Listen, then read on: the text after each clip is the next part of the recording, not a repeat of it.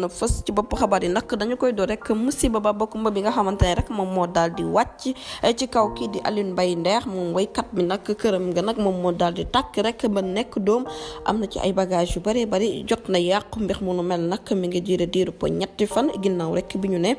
bu ñu demee ba fay rek faneen tàkkaat la fa yàqu nag ci ay dégâts matériels rek foo ko nattu rek da dina koy wees mu nekk nag mbir moo xamante ne rek mbir mu doy waar la waaye ki nga xamante ne moom mooy borom kër gi di Aliou Mbaye Nder pour ñu jot ko nag problème la li ko waral du lenn rek ndax mi ngi ca diwaan bu Tivaouane di amal lii di ziar annuel ñu fàttali leen nag sapeur pompier yi daal jóge wuñu benn yoon ca kër Aliou Mbaye Nder googu ginnaaw rek bi ñu ne fu tàkk rek fa ca des tàkkaat mu nekk mbir moo xamante ne rek